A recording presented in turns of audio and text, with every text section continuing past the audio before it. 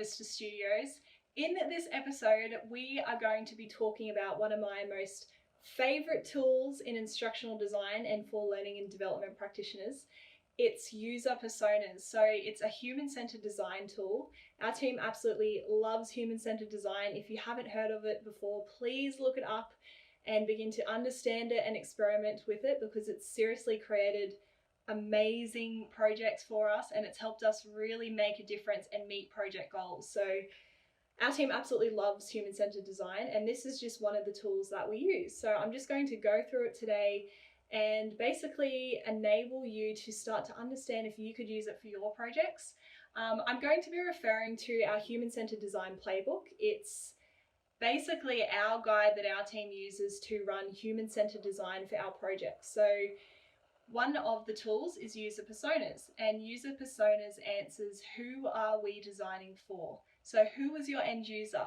What's their challenges? What's their goals? What does their day-to-day life look like? What tools do they have access to?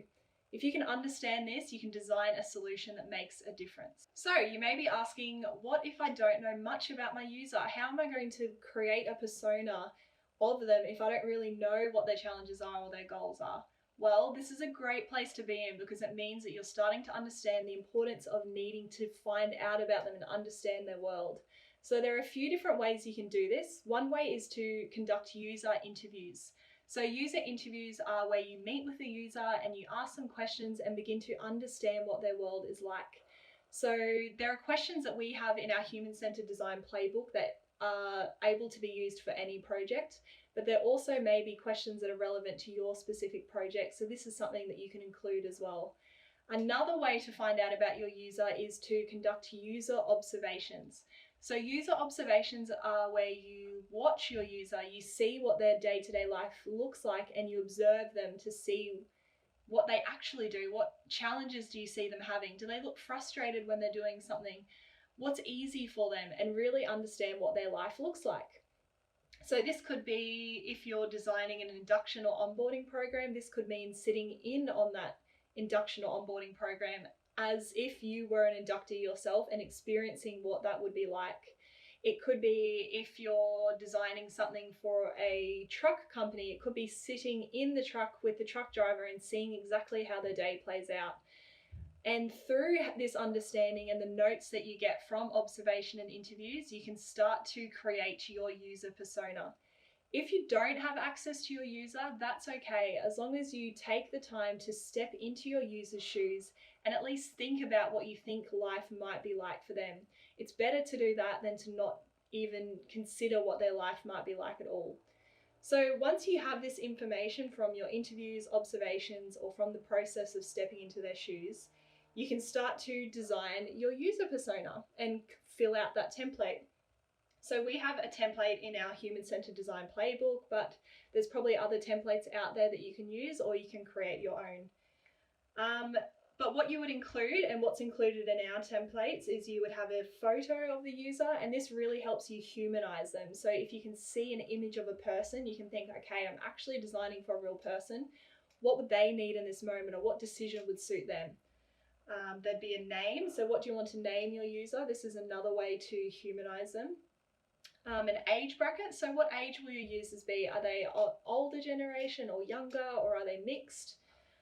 What industry do they work in? It might be government or medical, or they might work at supermarkets.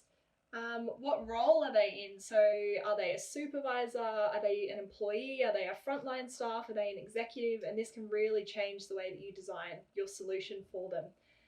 There's other things like their goals and challenges. So what goals do they have in their role? Do they need to meet a certain KPI?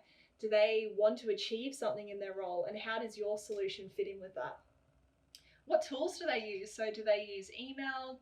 Do they even use computers? Maybe they don't have access to computers in their role, and therefore creating a solution that's on a computer or a phone may not be fit for purpose. And then looking at their future state. So our team goes, okay, once our project goal is achieved, what would our user persona be? So what would they be doing, and what would their future behaviors be?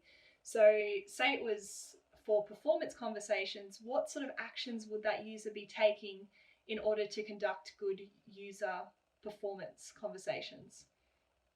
So these are just some of the things that you can put into your user persona.